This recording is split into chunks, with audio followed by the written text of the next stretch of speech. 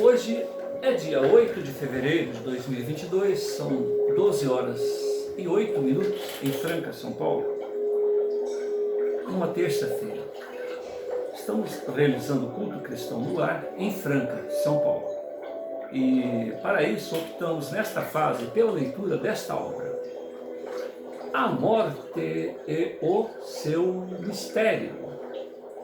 A morte e o seu mistério é uma obra produzida por Camilo Flammarion, ou Camille Flammarion, Camille com 2 L's, Flammarion com 2 M's, um astrônomo. À sua época, ele se deteve a estudar os fenômenos psíquicos, os fenômenos da mente. E nesses estudos ele descobriu que o ser é imortal. Então ele fez uma trilogia, A Morte e seu Mistério, volume 1, que trata da aparição, vamos dizer assim, dos fantasmas, das pessoas que não morreram, ou seja, o indivíduo não morreu e o seu duplo se apresenta em diversos locais. Então, o volume 1 ele se ocupou com esses casos. No volume 2, ele trata da aparição dos, abre aspas, fantasmas, ou seja, dos seus duplos, de indivíduos que estão à beira, estão agonizando. Então, no caso, esse segundo volume, segundo tomo, vai tratar desses assuntos. E ele fez também um terceiro volume, A Morte e seu Mistério, volume 3, que trata da aparição dos, abre aspas, fantasmas, ou seja, do duplo do indivíduo que já desencarnou. Então ele tratou da aparição de pessoas, inclusive com fotografias, né? De pessoas que se fizeram mostrar antes, durante e depois do desencarne. Nesse particular, no segundo volume, ele apresenta aqui um pensamento socrático. Ninguém sabe o que é a morte, nem se ela será o maior dos benefícios para o homem. E apesar disso, todos tememo-la, como se fora o pior de todos os males. Atenienses, ó atenienses, acabais de me condenar a este epílogo da existência da forma, a morte. E a voz divina, que sempre se fizera presente em meu mundo íntimo, nesse instante ela se calou, ela se silenciou. E eu entendo que o que ocorre deve ser para o bem. Então achei por bem não me defender perante meus juízes, perante os meus acusadores. Vou sofrer. Submeto-me à sorte a que me condenastes, ó juízes e acusadores atenienses.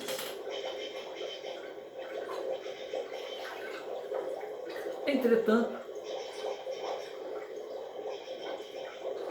tal qual me submeto à minha sorte, à sanção que me foi imposta, certamente meus acusadores e juízes hão de submeter-se às sanções que lhes são próprias. Acredito que é deste modo que as coisas deviam se passar. E no meu entender, conforme já o disse, acredito que seja para o melhor. Quando a morte se aproxima do homem,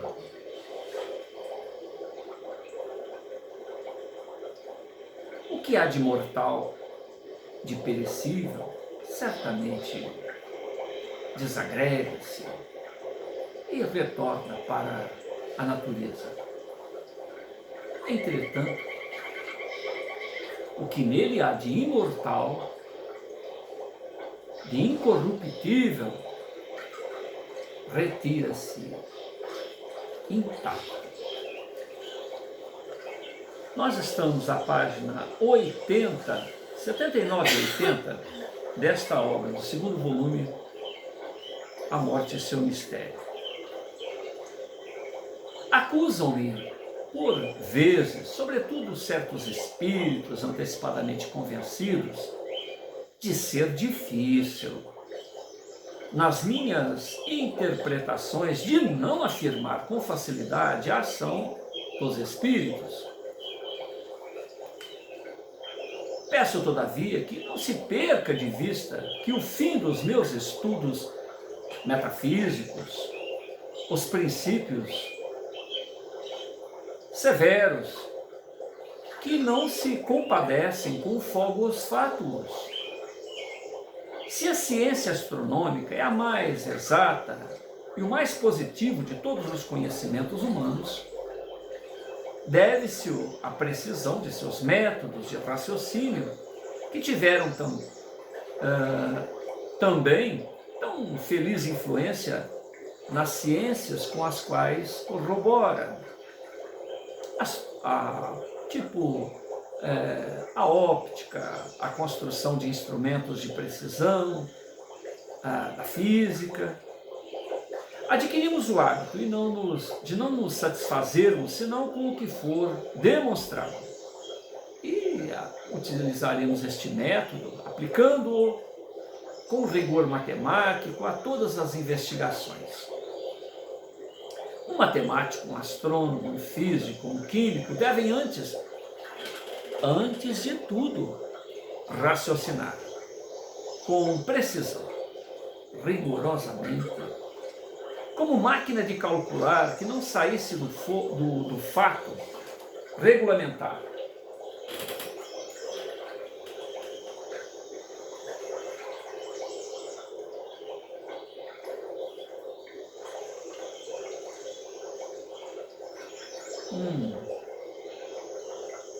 De que 2 e 2 são 4.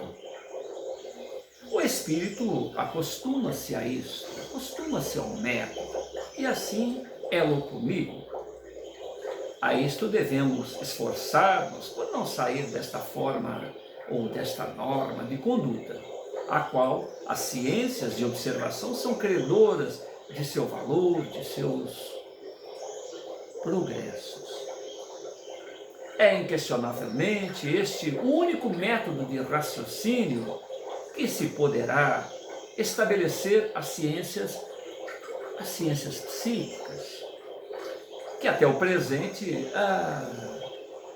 tão vagas, tão incertas, e então estabelecer uma base sólida e inabalável. Mas a sua aplicação nem sempre é fácil.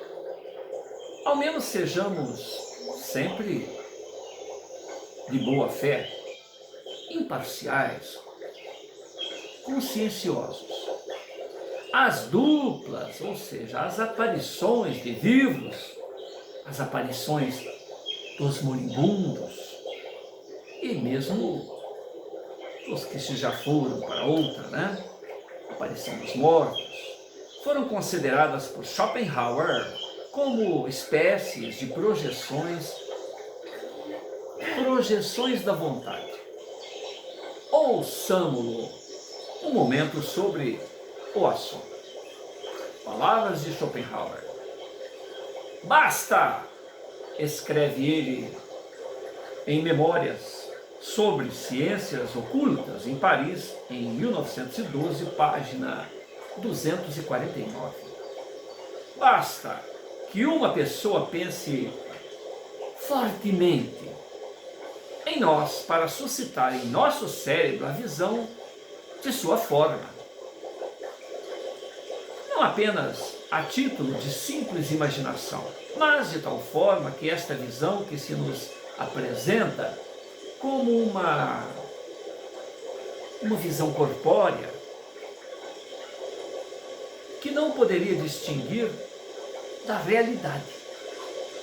Basta que se pense em alguém para que esse alguém nos veja a tal ponto de não se distinguir daquilo que objetivamente chamamos realidade. São, sobretudo, os moribundos, que manifestam tal poder e que, à hora da morte, aparecem. Por consequência, e em lugares diversos, corrigindo, são sobretudo os moribundos que manifestam tal poder e que, à hora da morte, aparecem por consequência aos seus amigos, ausentes. E há muitas pessoas ao mesmo tempo em lugares diversos. O caso já foi afirmado tantas vezes, e o testemunho de tantos lados, que o considero indubitavelmente como certo. São palavras de Schopenhauer em Memórias sobre Ciências Ocultas, em 1912, a página 249. Continua Flammarion. Menciona um grande número de exemplos. Para ele, as duplas são sempre imagens subjetivas produzidas no espírito daquele que as vê. Mas a realidade,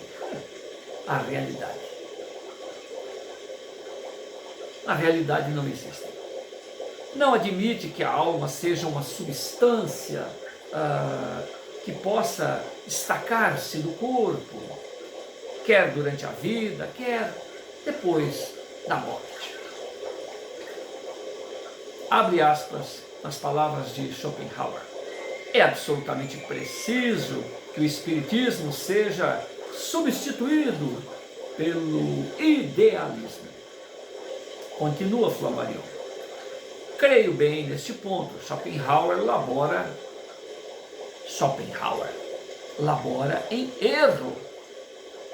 Acabo de folhear a obra de Jung Stilling, cujas palavras ou cujas páginas ele cita. Este psiquista era professor da Universidade de Heidelberg e de Marburg e conselheiro áulico do Grão-Duque de Baden. Há nessas páginas, com efeito, curiosos relatos de aparições, mas há nelas também muitos sonhos, muitas falsidades. Pode ler-se nesta obra a afirmação de que o seu autor não compreende a astronomia. Ele não compreende a astronomia e que julga a Terra imóvel, à mercê do circundar do universo. Schopenhauer parece mostrar aqui o propósito de não aceitar a realidade objetiva exterior, aceitando, todavia, com segurança a produção subjetiva, mas fatos são fatos, e aí estão.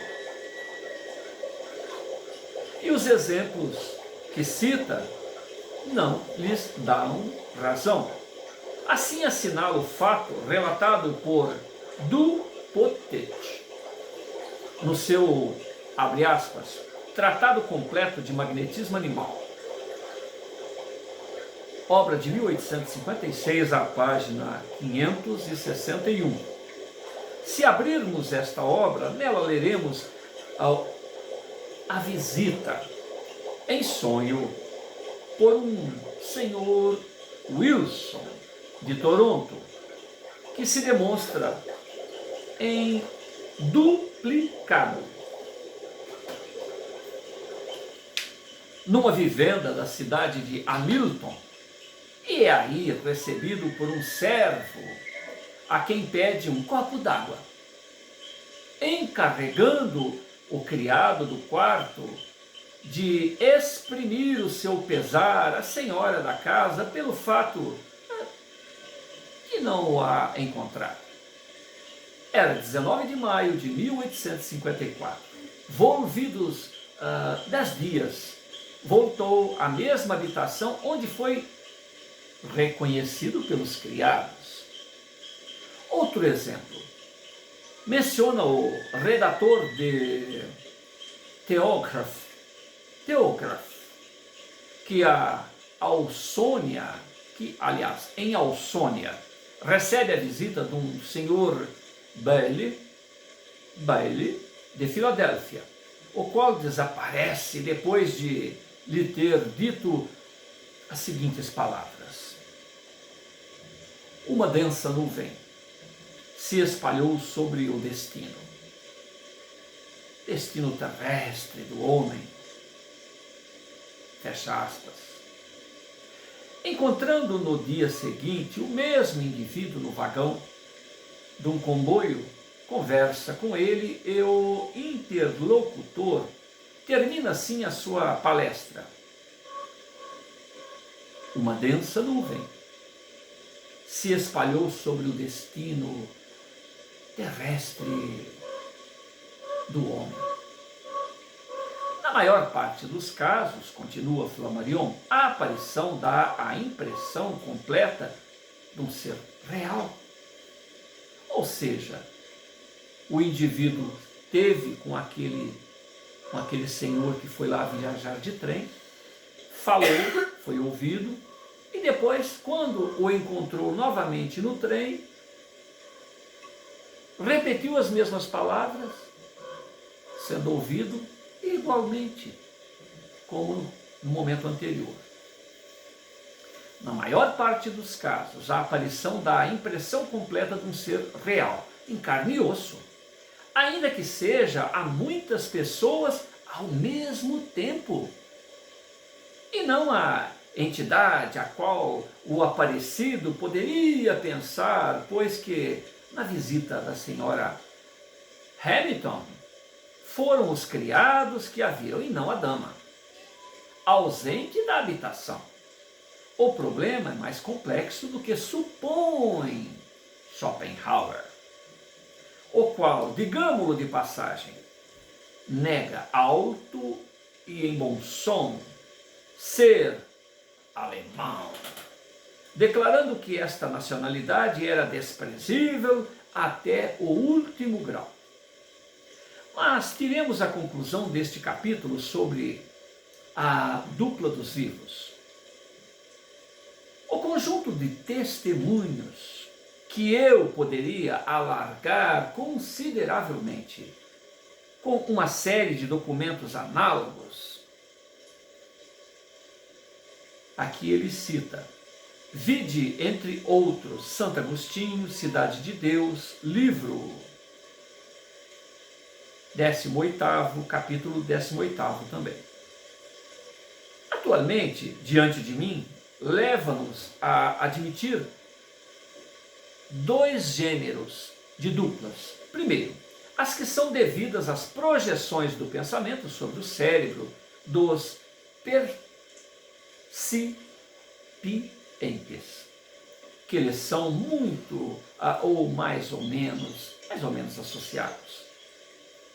Segundo, as que são exteriores, reais, objetivas. O ser humano pode desdobrar-se. Repetindo, o ser humano pode desdobrar-se a uma forma análoga à nossa.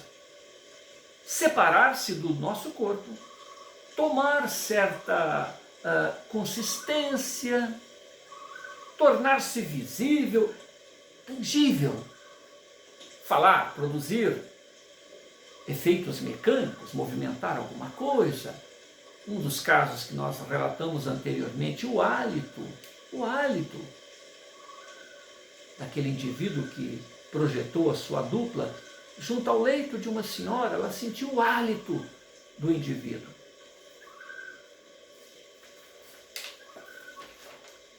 Para nos recusarmos a esta consequência lógica, é preciso admitir que todos os casos observados ou são falsos, são mentiras, alucinações subjetivas, sem realidade, o que parece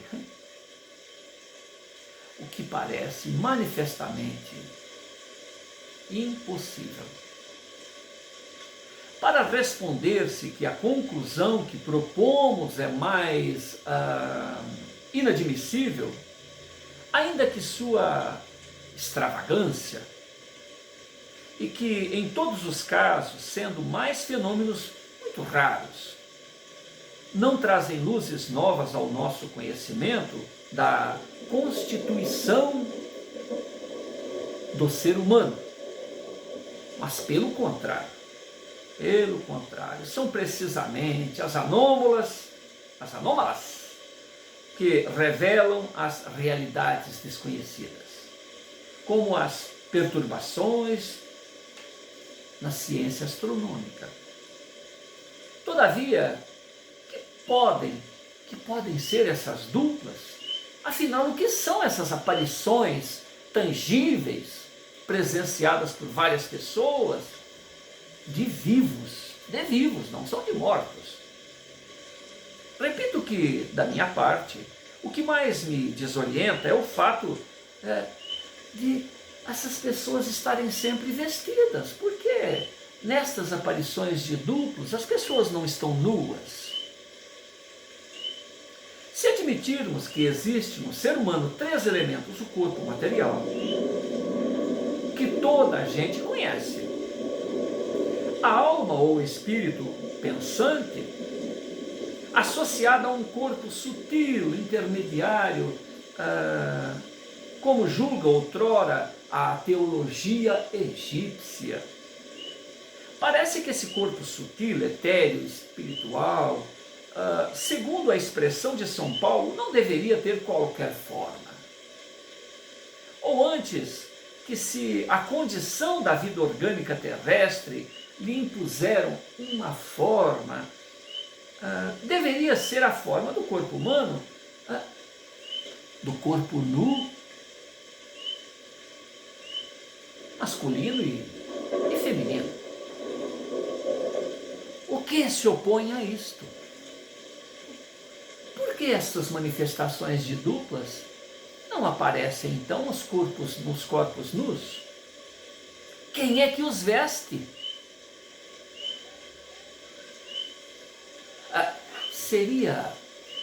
Seria a decência que faz com que estes corpos de duplos, esses fantasmas de vivos apareçam sempre vestidos? Não. A natureza. Na verdade, não há pudor. Na natureza não há pudor, não há indecência. Esses vestimentos são de convenção inteiramente artificiais. Uma dupla fluídica de ser humano, um corpo etéreo, um corpo astral, com uma blusa azul, um chapéu, um boné, um albornoz, uma saia lisa, uma saia lisa com crinolina, segundo a moda, luvas amarelas, luvas verdes, uma bengala, um guarda-chuva. É grotesco. É incompreensível. Dir-se-á que para fazer-se reconhecer. Mas o rosto não basta? E depois, um corpo astral não deveria ser vago, esvaecente, informe, mais ou menos significativo, oferecendo simples forma plástica geral, sem minúcias. A simples particularidade do vestiário levaria a sujeitar, vamos dizer, a existência real dessas duplas e pensar que tais aparições, tais espectros, não existem, senão no cérebro dos observadores. Esta interpretação, no entanto, é bem difícil. Nos casos que acabaram de ser relatados, por exemplo, seria preciso supor que 42 alunas do pensionato da senhora Sadieu foram alucinadas, ou que a narradora nos contou uma história falsa. Que toda a família da senhora Clary foi ofuscada, foi ludibriada, hipnotizada. Que as duas criadas que viram a dupla da senhora Jackson aquecer-se no lume do fogão da cozinha foram vítimas de uma ilusão. Apesar do inquérito bem feito, bem afirmativo, realizado pelo doutor Will, que o senhor Wilson não falou, nem tampouco o senhor Bailey, nem a esposa do pastor, nem o doutor B. da senhora Curb, e que a senhora Wilmot não foi vista pelo companheiro de seu marido no beliche do navio. Que as experiências de William Crookes, auscultando o fantasma de Kate King, tão tangível, tão feminino, são farsas.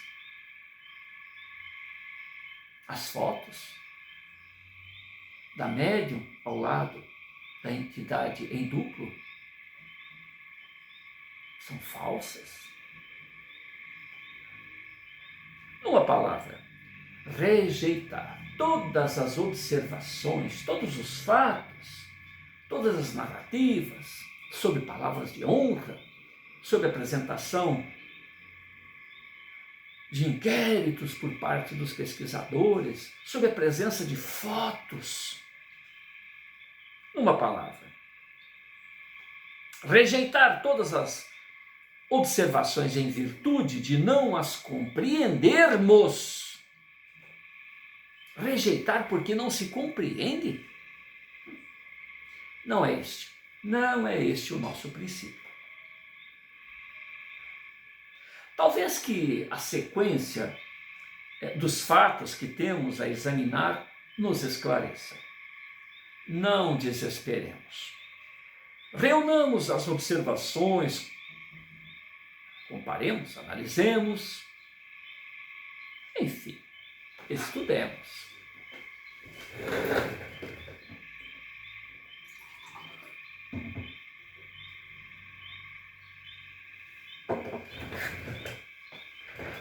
Seja como for, os testemunhos parecem insuficientes para afirmar a realidade da existência das duplas.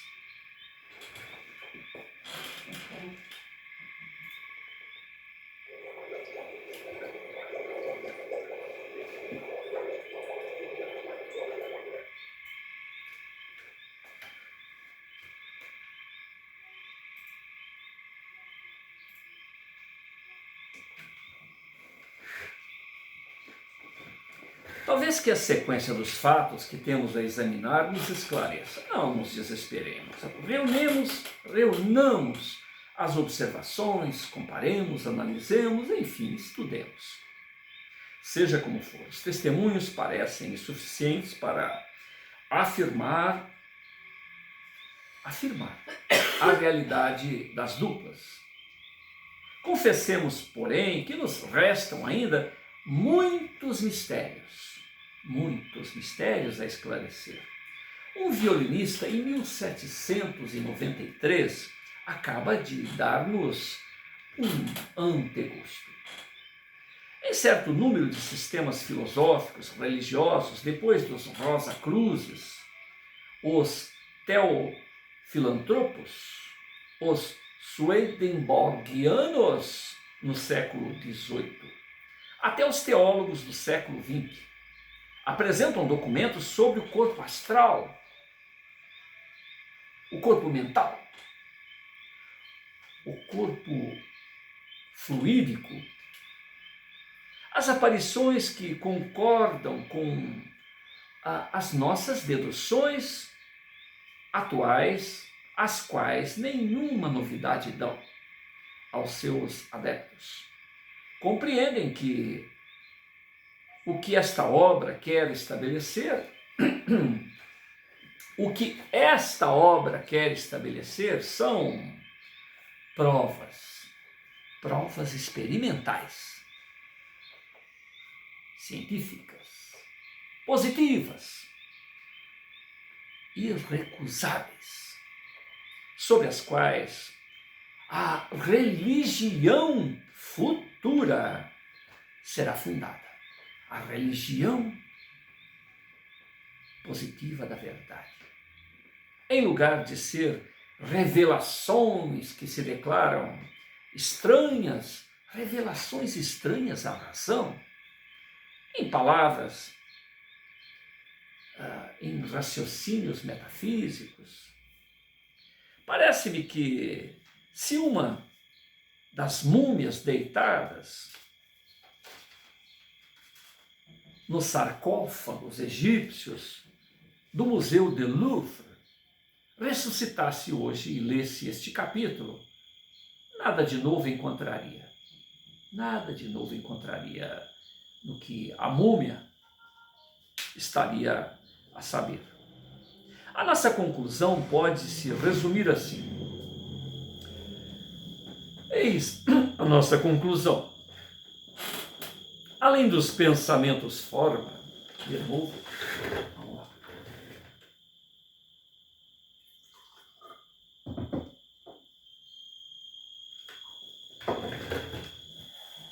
A nossa conclusão pode resumir-se assim. Além dos pensamentos forma, duplas subjetivas, duplas reais, objetivas, estão experimentalmente provadas por todos aqueles que se deram ao trabalho de estudar a questão, para que os primeiros, ou melhor dizendo, para os primeiros, a transmissão do pensamento, transparência de ondas cerebrais, sob a ação da vontade. Para os segundos, há atos materiais. No atual estado da ciência, toda explicação definitiva é impossível. Qualquer que possa ser essa explicação de futuro, tais estudos nos ensinam, antes de tudo, uma verdade bem evidente. É que há ainda muitas coisas para conhecer. É que a ciência não é um livro acabado. A ciência não é um livro acabado. Que somos extremamente ignorantes e que a natureza dos seres de vida, a vida e a morte, continuam a representar para nós interessantes mistérios a se sondar. No momento, adivinhamos o pensamento. É que o produtor de imagens projetadas à distância. Pelo momento, adivinhamos que o pensamento é produtor de imagens projetadas à distância. Vamos averiguá-los pelo nosso método positivo e estas observações nos conduzirão ao caminho das aparições de moribundos, ao caminho da aparição de mortos. Agora se inicia a parte 3. O pensamento produtor de imagens projetadas à distância Nós estamos então à página 85. Então, fazendo um retrospecto do índice, né? Nós tivemos da página 9 até a 39 os fatos expostos no primeiro volume provam irrefutavelmente a existência da alma. É uma pergunta, mas ao mesmo tempo uma afirmação. Segundo, as duplas de vivos, aparições experimentais, aparições experimentais, até então é aonde nós lemos. Esse está na página 39 até a 39. Entendi. Até 85. No item 3, a página 85, o pensamento produtor de imagens projetadas à distância, a cinematografia psíquica, transmissões telepáticas sensoriais. E este tema nós vamos deixar para a próxima leitura.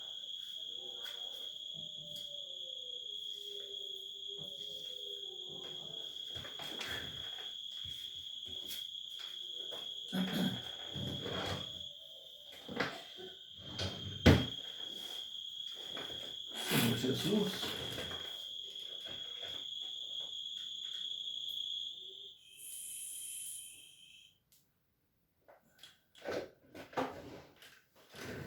nós te agradecemos pela oportunidade deste encontro. Oportunidade que se reveste de uma limpeza da alma, de um abandonar paradigmas imediatistas, buscando no esforço de Flammarion, no século passado, que por sua vez busca informações no século anterior, no milênio anterior, buscando nos clássicos, inclusive, informações que, mesmo tendo, muitas das vezes, o carimbo, vamos dizer assim, né, de misticismo, mas que lá estão os clássicos, inclusive apresentando os mesmos fenômenos que hoje se observam sob o testemunho de palavra de honra, sobre o experimento sério de alguns pesquisadores, inclusive essa dupla de vivos, esse fantasma dos vivos se projetando sob a ação da vontade e sob o interesse, o estudo de pesquisadores muito sérios que têm o seu nome reconhecido diante dos seus trabalhos fora do metapsiquismo, que teriam muito a perder, mas que se despiram dos preconceitos, se expondo até a condição de poderem ser achincalhados, prejudicados socialmente. E, vamos dizer, numa época em que a honra, a palavra empenhada, muito valia. Então, diante desses corações que estão sinceramente à busca da verdade,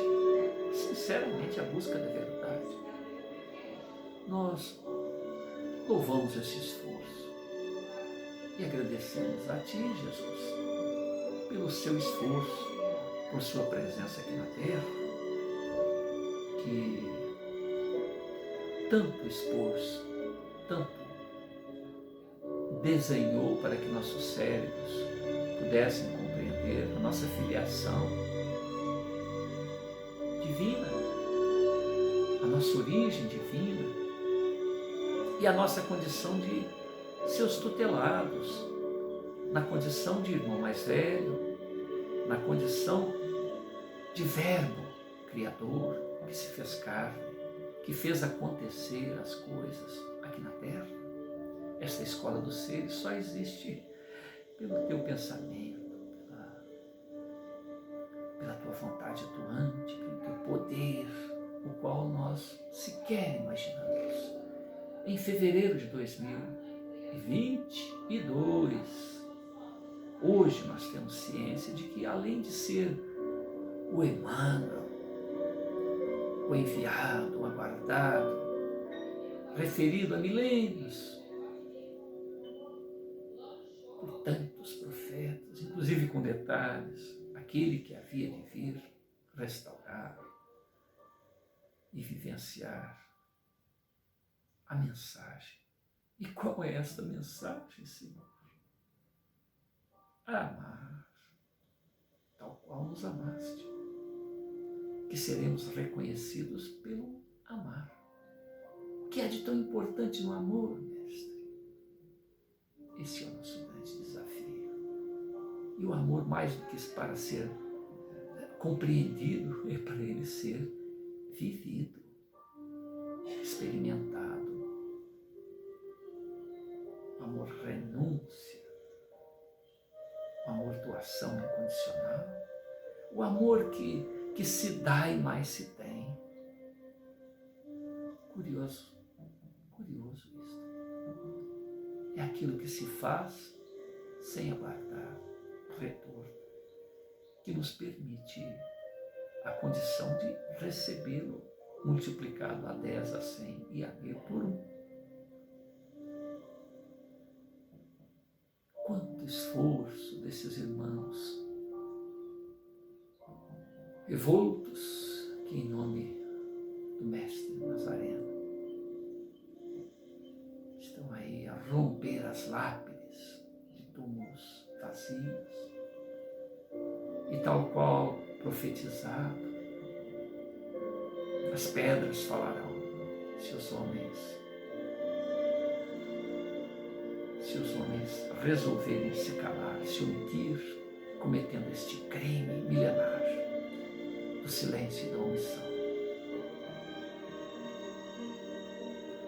Bem sabemos, Senhor, que pouco temos a oferecer por nós próprios. Então pedimos à equipe de Flammarion que, junto à nossa voz, junto a esta música, junto a essas leituras, que magnetize este ambiente e faça com que cada um de nós se reconheça imortal, imperecível,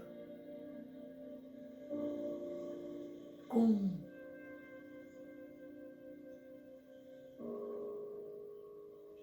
um potencial inimaginável. Conforme iríamos completar, Jesus já não é o Emmanuel, o Cristo da Terra. Em fevereiro de 2022, nós sabemos que Jesus é o Cristo de 5 planetas. Que depois de atingirmos na escala evolutiva a condição de espíritos puros, existe uma escala crística. E o nosso Cristo, responsável por 30 bilhões de almas aqui na Terra, 8, 9 bilhões encarnadas, é o responsável por mundos que sequer imaginamos em termos de ascensão, como Capela, como Alcione, e mundos primitivos que estão sendo criados agora para receber espíritos renitentes, tais quais nós mesmos, retornando a corpos que, como aconteceu aqui na Terra, estão descendo da árvore. O Homo erectus, o Homo habilis, para que, junto à natureza rústica, possamos ter apenas intenções de domínio, intenções de destruição em massa, tendo apenas uma clava à mão, um estilingue, um objeto cortante, contuso.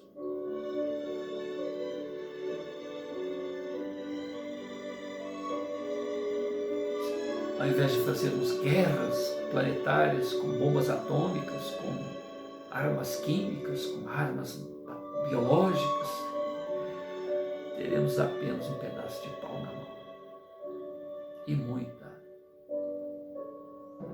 força de vontade para vencer a adversidade e termos saudades do paraíso terrestre perdido, tal qual os capelinos que vieram aqui, que muitos deles estão aqui até hoje. Nesta diversidade,